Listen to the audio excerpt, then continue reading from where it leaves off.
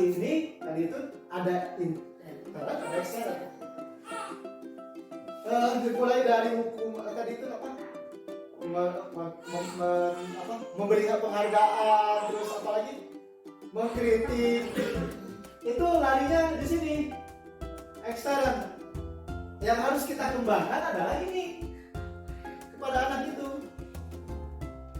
Motivasi intern sehingga anak kita ini datang ke sekolah belajar bukan lagi ingin ranking, takut sama guru, takut dimarahi orang tua, tapi merupakan ini kebutuhan saya, ini harga diri saya untuk sekolah. Ini yang harus kita kembangkan lebih dalam kepada para peserta didik kita. Jadi dari internnya mereka datang ke sekolah itu dorongan dari diri sendiri, bukan dari dorongan dari orang lain. Pasien Payana, pasien misalkan Bu Neti, Bu Lain, mereka ingin sendiri. Maka kalau ada nyanyian waktu itu, Bu Aris sekarang kisahnya, jika surga dan neraka tak pernah ada, masihkah kau menyebut namanya? Ini yang harus kita terapkan gitu. Mereka ayah surga dan neraka bukan nama ibadah sama Gusti Allah. Ternyata teori ini mempelajari ke arah sana kalau saya simak gitu. Jadi kayak hukuman, kayak bukan nama saya sekolah gitu. Mau ada surga, mau ada neraka, saya mau bukan ibadah sama Gusti Allah gitu. Nah, seperti yang harus kita tanamkan kepada peserta ini. Meskipun memang tidak salah ketika ada teori atau misalkan ada saya beribadah kepada Gusti Allah takut neraka, ya tidak salah memang, atau ingin masuk surga nggak masalah memang, gitu juga memang ikhlas gitu. Ada pujian tidak, pokoknya kita mau berbuat baik aja gitu. Nah maka kita tanamkan keyakinan kepada peserta kita itu adalah harga diri, bahwa belajar itu harga diri. Pokoknya mah ada kayak guru marahnya enggak, harga diri kita belajar. Di antaranya seperti itu. Nah termasuk kita masuk ke disiplin. Sementara ini kita disiplin itu kan berpikiran bersifat kaku. Ternyata disiplin itu bukan lagi menaati praktik. Disiplin itu ternyata belajar melalui salah satu teori. Jadi mendisiplinkan orang itu berarti membelajarkan orang sebetulnya. Tidak akan ada lagi kaku dan sebagainya. Jadi disiplin itu muncul dari diri sendiri. Maka kata Ki Hajar seperti ini. Di mana ada kemerdekaan, di situ ada disiplin yang kuat. Sesungguhnya disiplin itu bersifat self-disiplin. Disiplin pribadi sebetulnya sesungguhnya. Yaitu kita sendiri yang mewajibkan dengan sekeras-kerasnya. Tetapi sama saja, sebab jikalau kita tidak cakap melakukan self-disiplin, wajiblah penguasa lain mendisiplinkan diri kita. Dan peraturan demikian itu harus ada dalam suasana yang merdeka. Jadi ternyata merdeka belajar itu kita menanamkan disiplin kepada mereka untuk belajar. Bagaimana menerapkan self disiplin? Tentu ini sebuah menjadi sudah tertanam pada diri kita semua seorang guru. Contoh beginilah, Ibu Nur dari jauh-jauh dari Sukaraja kan datang di sini, meskipun misalnya soalnya Bu Nur meskipun Bu Nur tidak datang, gaji tetap kan sebagai ASN. Kan seperti itu. Mau datang mau enggak, mau kerja sampai jam 9, mau kerja sampai jam 12, gajinya sama gitu ya. Tidak ada penghargaan, tidak ada hukuman misalnya. Tapi kan tetap aja datang karena ini sudah menjadi harga diri kita sebagai guru. Ibu-ibu yang lain meskipun digaji kecil, meskipun tidak ada tambahan tetap aja belajar. Berarti kan itu kita sudah memiliki self disiplin. Minimal ada rasa malu lah gitu. Itu karena kita sudah punya harga diri sebagai seorang guru. Gaji naga itu pun datang karena kita sudah punya modal self disiplin. Nah modal itu yang ada di Bapak Ibu itu yang harus kita tularkan kepada para peserta kita. Mereka harus punya self disiplin.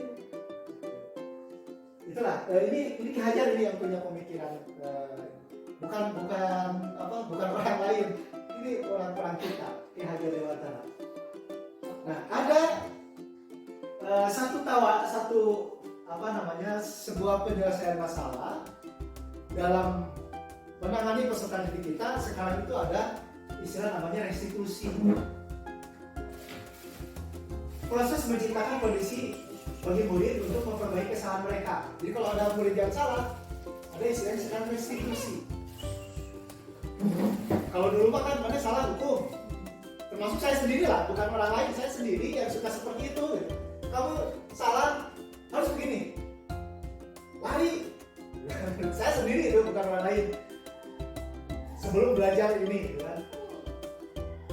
Mereka jadi kalau restitusi, mereka keluar dari komunitasnya. Kumaha caranya supaya mereka itu masuk lagi kembali ke komunitas. Ini ada beberapa posisi kontrol di restitusi. Ada 5. 1 penghukum, 2 membuat masalah, merasa bersalah, 3 teman, kemudian pemantau, manajer. Ini berhubungan dengan nanti akan berdampak pada motivasi internal dan intrinsik, eksternal dan intrinsik. Nah, 2 ini akan memiliki dampak yang negatif. Contoh, penghukum itu ketika guru sebagai penghukum, maka dia akan memberikan tindakan kepada peserta didik itu yang tidak terukur dan tidak terarah. Kamu buat kesalahan, lari kamu 10 keliling. Padahal masalahnya dia kesiangan. Jadi tidak sesuai konteks. Mana yang bisa perkalian 30 nangtung sih ya? Jengke sebelah. Penghukum dong. Jadi menghardik, menunjuk-nunjuk, menyakiti, menyindir, menghukum. Guru berkata begini, kalau kamu tidak melakukannya, saya akan begini-begini. Awas. Kamu tidak lakukan, penghukum. Hasilnya, anak pasti memberontak. Tidak sedikit dulu ketika kami sekolah, kan guru olahraga nukilan, gitu kan baik. Kenapa dia bertindak sebagai penghukum? Sampai guru saya dulu nggak mau lewat ke jalur itu, Bu, karena sudah diarahkan di SMA. Kan pada SMA mah berontak pasti. SD mau nggak akan mungkin. Tapi paling SD paling dendam si bapak itu barulah pernah. Tapi kalau di SMA diarahkan itu penghukum. Langsung action. SD bahayanya anak itu mendendam. Awas ya, gede. Kemudian ada lagi pembuat merasa bersalah. Jadi nanti dia akan berceramah menunjukkan kekecewaan mendalam. Kamu telah mengecewakan ibu dan bapak. Kamu itu bagaimana ya? Kecewa ibu bapak. Padahal, jadi buat apa yang merasa bersalah gitu. Ini pembuat bersalah. Nanti hasilnya dia akan menyembunyikan, menyangkal atau berbohong. Berbohong dia akhirnya karena takut bersalah, akhirnya berbohong. Bahkan jadi anak tidak rendah diri, ayo berbuat kesalahan, membuat salah. Ada lagi teman. Kalau teman membuat alasan-alasan untuk berhentian. Nah, misalkan lakukan untuk bapak ibu ya, sudah nanti bapak ibu yang bantu. Jadi misalnya kamu nanya anak keberangan, kenapa terlambat? Kan kamu nanti kamu masuk dulu biar nanti sama bapak diurus. Yang penting kamu jangan terlambat lagi ya. Teman. Mungkin murid tidak akan merasa terintimidasi, tidak akan merasa bersalah, tapi dampaknya nanti ketergantungan. Kenapa ayam payung ya? Jadi turunkan payung. Kenapa ayam payung aja yang diturunkan payung? Itu kalau teman. Memang ada kontrolnya positif, tapi dia akan ketergantungan. Kita akan berulang. Lagi di turunkan dia. Biasanya ini bercanda-bercanda gitu.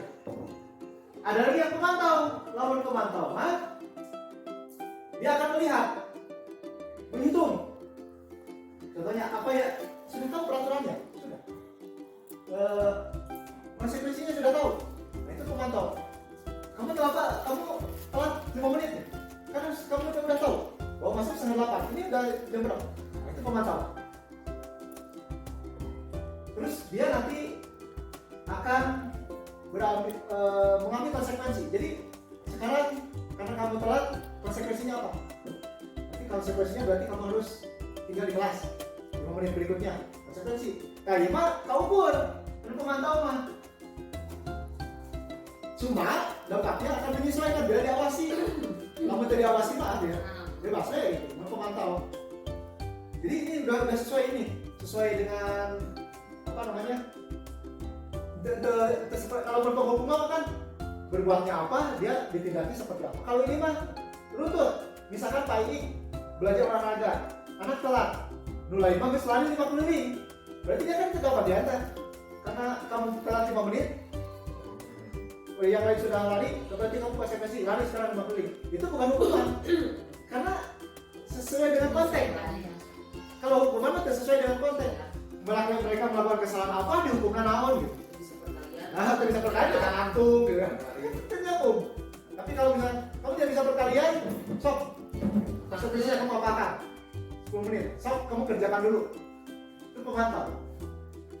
Ada lagi yang paling tinggi dalam level fasilitator itu adalah fasilitator manager. Dia akan mempertanyakan kalau si manajer itu kenapa berbuat seperti itu, ditanyakan masalahnya. Ini contohnya kesiangan. Nah, kenapa kamu kesiangan? Oh, karena gini. Apa yang kita yakini? Jadi kalau untuk melakukan manajer ini kita harus menanamkan dulu keyakinan yang ada di kelas. Kalau dulu mau peraturan, sekarang diubah dengan keyakinan. Kalau keyakinan kita nggak usah tulis karena nanti kalau ditulis terlalu banyak. Contoh keyakinan kelas. Karena ini memang berbagi materi 2 minggu, saya harus padatkan 1 hari. Contoh keyakinan kelas. Misalkan kelas kita ini mau dibuat menjadi kelas seperti apa? Saling menghormati kan? Kelas yang aman. Nanti kalau saling menghormati berarti akan ada anak berpikir kalau saling menghormati berarti kalau kita lewat aja ke pikir temannya apa yang harus diusahakan. Kalau ditulis kan semakin banyak. Tapi dengan kita berpikir keyakinan kelas kita kan saling menghormati aja. Kalau saling menghormati harus bagaimana? Nanti si manajer itu akan menanyakan itu karena keyakinan kelas itu dibuat oleh bersama bukan oleh guru. Ayo anak-anak, keyakinan kelas kita mau dibagaimana? Karena saling menghormati Pak Guru atau Bu Guru. Nanti kalau saling menghormati, kira-kira kalau kelasnya saling menghormati kita akan mendengar seperti apa? Nanti kita bisa buat ini seperti model huruf T gitu. Apa yang terdengar, apa yang tidak terdengar. Kalau yang terdengar misalkan saling menghormati berarti ada kata permisi, ada terima kasih, bolehkah saya pinjam? Itu saling menghormati. Maaf, jadi kan nanti tidak akan terdengarnya, nanti kata-kata kasar tidak akan terdengar gitu misalkan. Itu ini kan dengan anak-anak disusun bersama dan diyakini. Nah, ketika anak itu melanggar sesuatu, kita tanyakan keyakinan apa yang kamu langgar, keyakinan apa yang belum kamu kerjakan. Oh, saling menghormati. Oh, berarti bagaimana kamu untuk memperbaiki supaya keyakinan itu dilaksanakan. Jadi seorang manajer nanti akhirnya hasilnya akan menguatkan watak anak tersebut. Jadi anak itu dipres, kupacara memecahkan masalah itu. Kalau di musim manajer, bukan didikte. Kalau di sini masih didikte. Kalau di pemantau, karena kamu telat 5 menit, belum orang lain udah lari, kamu belum lari, so kamu lari. Nah, kalau di posisi manajer ditanyakan, ini kamu yang hilangnya ini, space ini, apa yang akan kamu lakukan? Saya kemarin membuat contoh restitusi itu gini, yang posisi manajer ini, ceritanya si Gina dengan si siapa tuh, Gita bertengkar ceritanya, jadi dibuat skenario seperti itu waktu itu saya buat. Terus kerudungnya disobekin, itu di restitusi.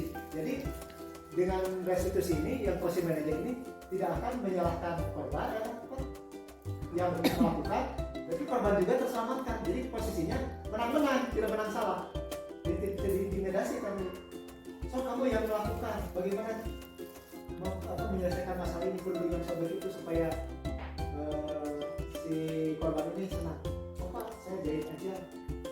Kamu bisa menjahit, sok jahit. Jadi si solusinya itu muncul dari anak, tidak kita yang mendikte. Muncul dari anak, saya akan begini. Nah kita tinggal menuntut komitmennya itu. Jadi menuntut komitmen. Nah ini apa? Caranya atau tahapannya. Tahapan yang pertama ini menstabilkan identitas. Setiap orang pasti pernah melakukan kesalahan. Kan gitu kan? Jadi asalnya itu salahnya sih dicarikan. Ya kan setiap orang pasti melakukan kesalahan. Kamu bukan satu-satunya yang melakukan ini.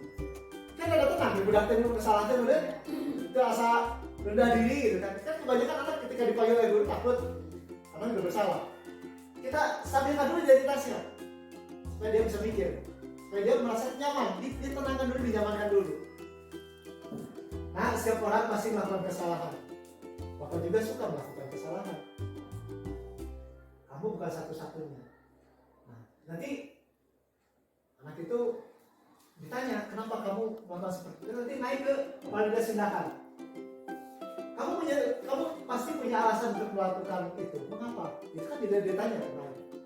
Pak, saya begini. Pasti anak itu bercerita. Saya begini. Nah, nanti ada salah lain tidak yang lebih baik? Contoh gini lah, mungkin ketika anak kita memukul, pukul orang. Memang kita suka terbawa emosi dan terbawa sekali. Ayahnya tuh mereka beri kemudahan itu banget. Tapi bagaimana kalau kita melaksanakan ini? Memang setiap orang ada kesalahan. Maka sekarang Bapak mau tanya, kenapa kamu melakukan itu? Apa yang membuat kamu senang? Tanya. Alasannya apa untuk orang? Oh, karena saya ada alasan nanti. Ada nggak cara yang lebih baik untuk menyenangkan hatimu? Kalau menghayang kesenangan kamu, atau misalkan, oh dia suka berbunyi ke saya, jadi saya pukul aja. Ada cara yang lain memperbaiki. Dia akan berpikir si siapa itu? Apa namanya? Yang Dani mereka sampai nangis. Bukan saya parahi gitu. Dia tidak datang ke sekolah. Kenapa kamu tidak datang ke sekolah? Karena dia takut duluan. Coba, ada nggak hal lain yang membuat kamu senang? Tapi kan karena mungkin kapasitas dirinya berbeda, akhirnya jadi nangis. Kemudian keyakinan apa? Nah, nanti menanyakan keyakinan ketiganya. Keyakinan apa yang keyakinan kelas apa yang telah kita sepakati? Kan kita mau saling menghormati nih. Kita tanyakan. Kamu ingin menjadi seperti apa?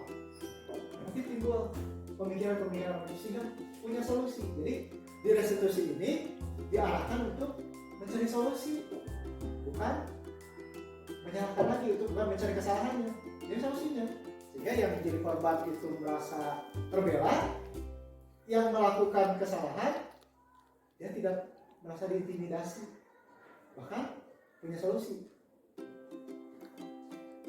Barangkali seperti itu tentang restitusi.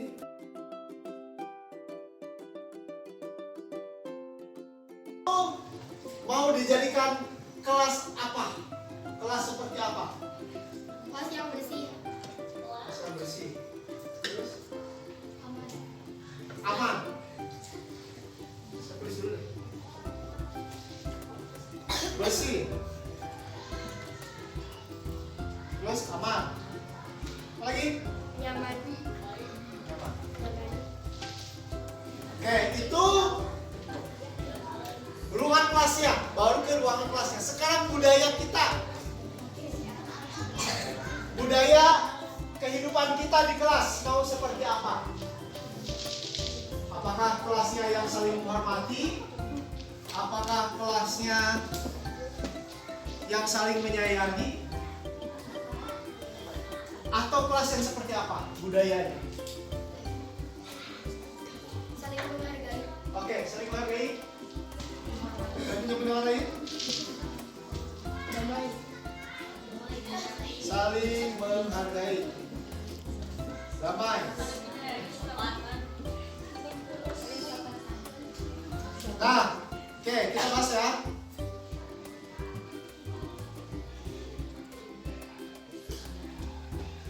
Bersih, aman, nyaman tentu itu ke visi kelas.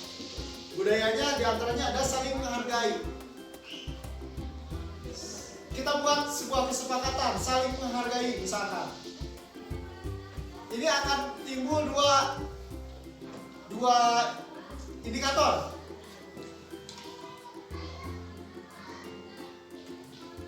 Yang pertama dulu kita bahas saling menghargai.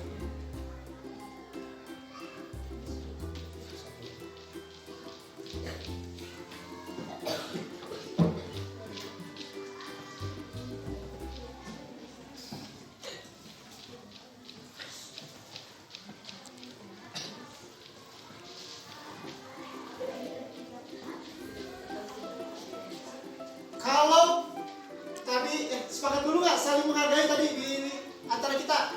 Sepakat. Nah, oke, keyakinan kita berarti yang pertama adalah saling menghargai. Mari kita buat sebuah ciri. Cirinya, ciri saling menghargai.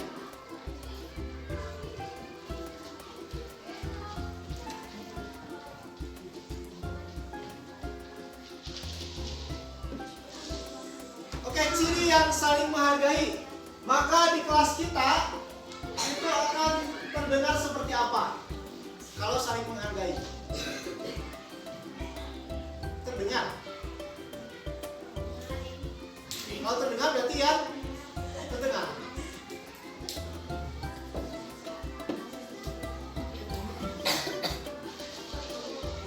Terdengar seperti apa ya kalau kelas kita saling menghargai?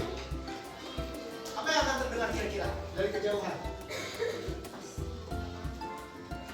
Akur. Apa? Akur. Akur terdengar nggak? Akur. Oh. Damai. Kalau terdengar berarti suara. Suara di kelas kita itu seperti apa kalau saling menghargai? Apa? Sepi. Meminta maaf. Gimana kalimatnya coba? Akan terdengar seperti apa kalau kelas yang saling menghargai? Kita saling menghargai. Kan ada cirinya. Ciri orang-orang yang di dalam sini itu menghargai itu akan terdengar. Kalimatnya seperti apa? Kata-katanya seperti apa yang akan keluar dari mulut kita? Jadi terdengar.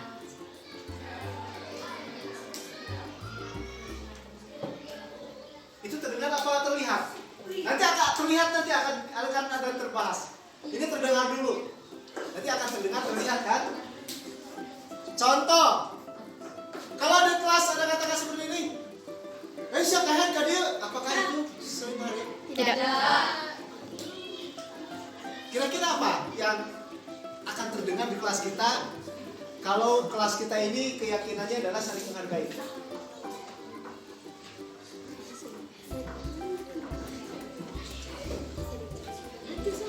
Ya, ucapan kita akan seperti apa?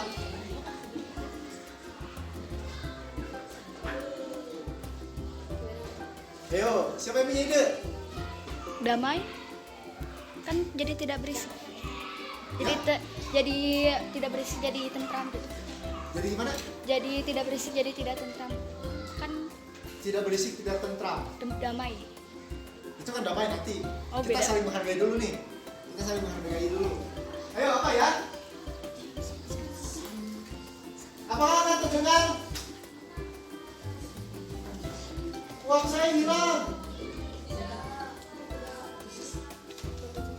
Berarti yang terdengar apa?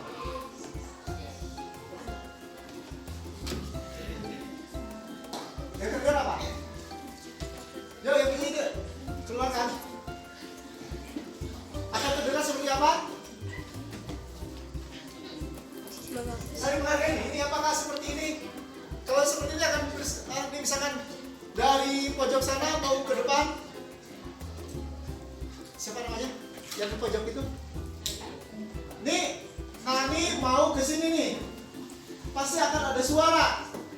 Kalau saling menghargai, suaranya apa? Berarti akan ada suara. Yang pertama adalah permisi.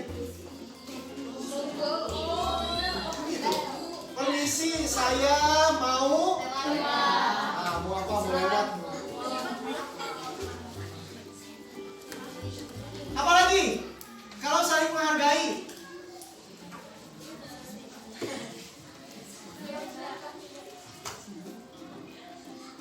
Yo, itu dia lewat saja. Berarti akan terdengar tadi permisi, saya mau lewat. Siapa lagi?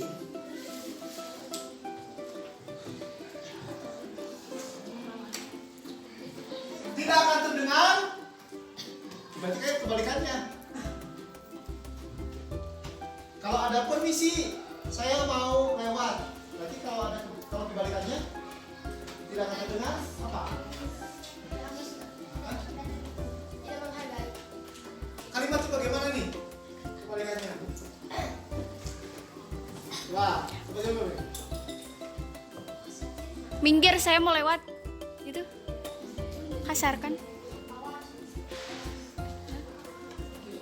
Gak kelihatan. Gitu tak?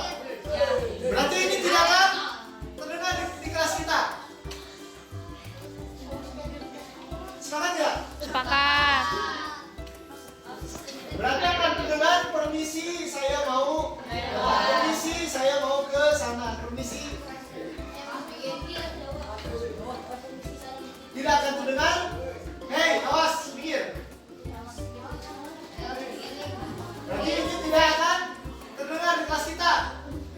Apalagi ya kira-kira? Punten. Berarti saya mau.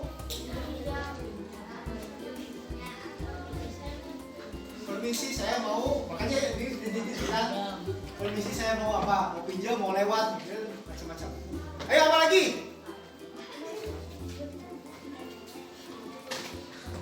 Yo. Kalau saling menghargai bagaimana ya? Kata-katanya. Kata kita.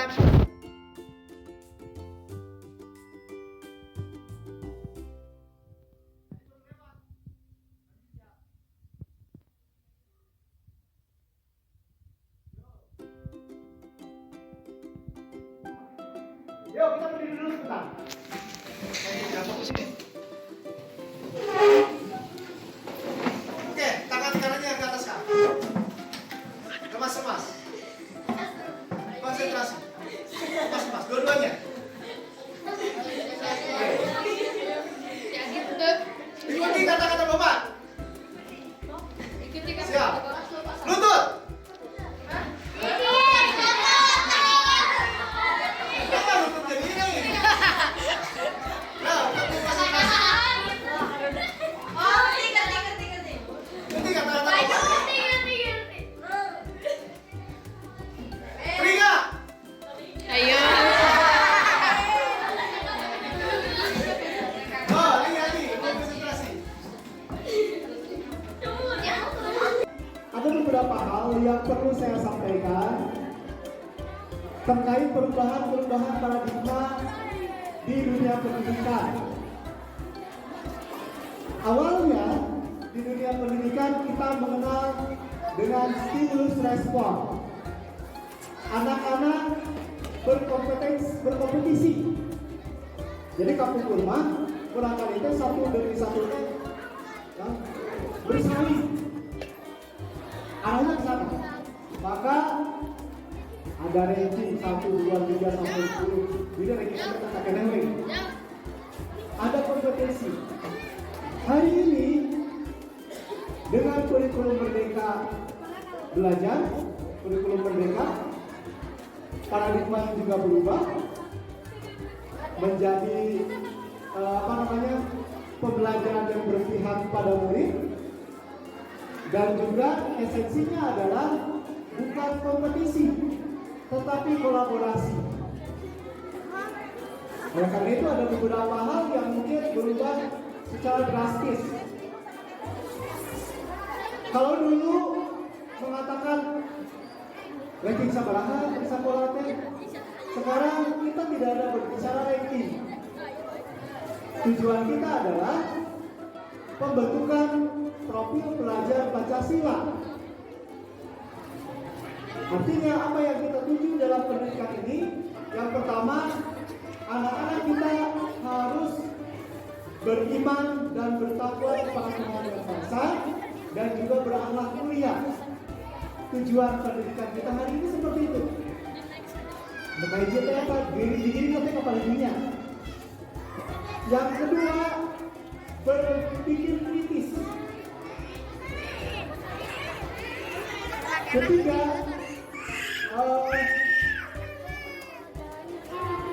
kreatif. Kemudian bergotong royong. Dan yang terakhir adalah mandiri. Beriman dan bertakwa kepada Yang Maha Esa, berpikir kritis, bergotong royong, mandiri, dan kreatif. Begitu. Selamat datang Ibu-ibu. Nah, arahnya ke sana. Ketika arahnya ke sana, maka ada beberapa proses yang berubah juga. Awalnya, ketika para putra-putri kita melakukan sebuah hal yang mungkin menurut pandangan kita itu negatif, maka biasanya bagaimana takut? Lamun putra-putri kita berbuat salah, dihukum. Pokok aku rumah mereka mungkin tahun sebelum saya ya, kalau saya tidak pernah dihukum sih. Dulu itu guru itu, kamu tidak bisa menghitung, kamu begini di sini sampai pulang. Hukum. Ayo oke. Kamu melakukan pelanggaran, habuk gitu loh guru. Nah, sekarang paradigmanya sudah berubah.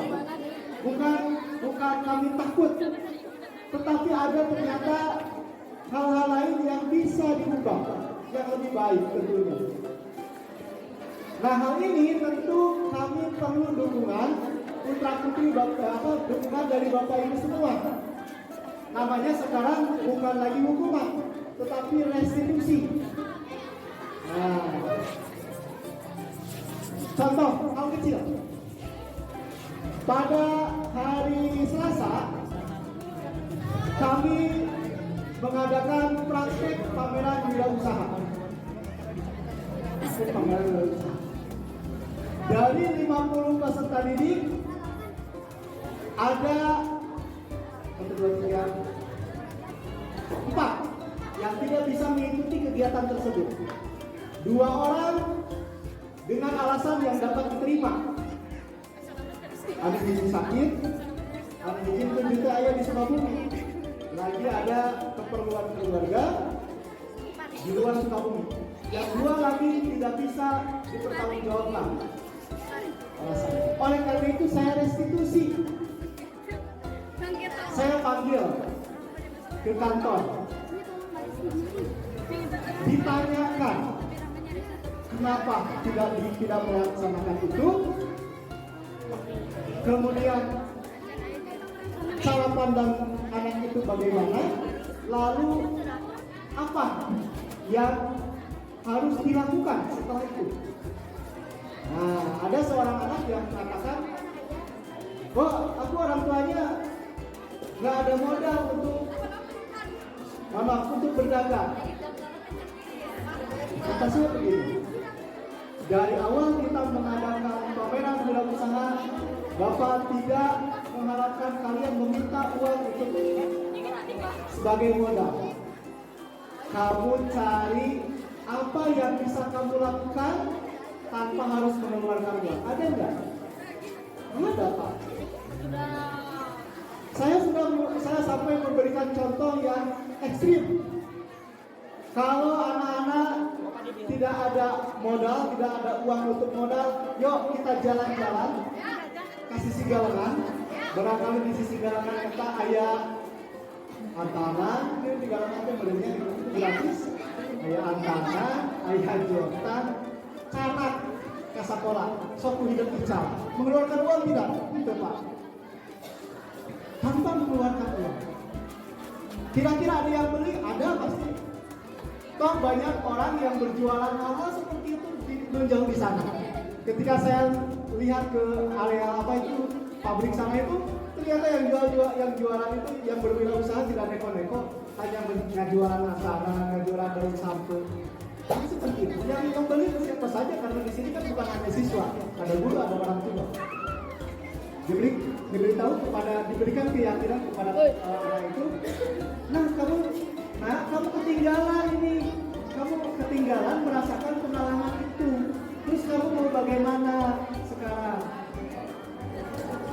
Baiklah Pak, kalau begitu saya besok akan jualan makanan. Berarti karena makanan dari rencana karena makanan. Sama saya diberitahu lagi, bukannya orang tuamu tidak punya uang, kamu jangan memaksakan meminta kepada orang tuamu. Kasihan orang tuamu sudah tidak punya uang, tiba-tiba kata Pak Guru harus dagang makanan. Saya kan tidak sudah dagang makanan. Ayo gimana caranya? Maka dia berpikir, oke well Pak, abdi pada jualan ini. Nah, ini yang perlu kita bantu. Jangan sampai ketika saya sudah merestitusi anak itu dan anak itu punya pemecahan masalah tersendiri, bahwa oke, saya akan berjualan ini, berarti ini tidak ada uang. Tiba-tiba misalkan bersama ibu bapak kamunya, itu aja kayak namanya rumah di pasiran atas jumpa di bala-bala jualan di sultan. Kacau beneran. Itu hal kecil seperti itu. Artinya dari asalnya anak itu sudah punya pemecahan masalah, malah kita yang memadamkan. Saya bukan dagangnya yang ditujukan itu, tetapi bagaimana dia memecahkan masalah atas pribadi sendiri. Ketika putra putri kita sudah bisa memecahkan masalahnya sendiri, maka putra putri kita insya Allah akan menjadi orang yang merdeka. Sebab tujuan dari pendidikan hari ini adalah bagaimana memerdekakan anak-anak ini yang sedang berada di bangku sekolah ini. Merdeka bukan berarti bebas. Mungkin ada yang berpikir, itu merdeka berarti belajarnya sambil nakal. Itu saya sekalian anaknya. Bukan begitu. Merdeka itu independen. Bagaimana anak itu mengambil sebuah keputusan yang berdasar. Itu Bapak Ibu, perubahan-perubahan yang mungkin perlu saya sampaikan kepada Bapak Ibu, sehingga saya selaku guru dengan Bapak Ibu selaku orang tua di rumah ada kesinambungan, sami-sami di dalam realnya, ada dalam realnya sama-sama.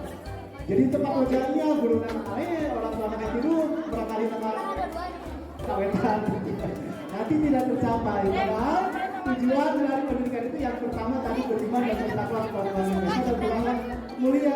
Yang berkesan lagi itu yang barangkali berlantai. Yang kedua mereka barangkali berlantai itu biasa bergotong royong, gitu kan? Yang juga tidak bisa bekerja sama dengan yang lain. Ketiga, anak-anak kita itu inginnya berpikir kritis, jangan sampai terbawa oleh arus yang tidak, gitu kan? Yang keempat ini kata dia ada masalah aja dengan orang tua kan ya. Kita memiliki putra putri suatu saat akan berpisah dengan kita. Apakah berpisah dengan karena waktu misalkan mereka itu harus hidup sendiri atau berpisah mohon maaf mungkin takdir yang memisahkan. Mau kita mau mereka berpisah lagi. Kemudian bisa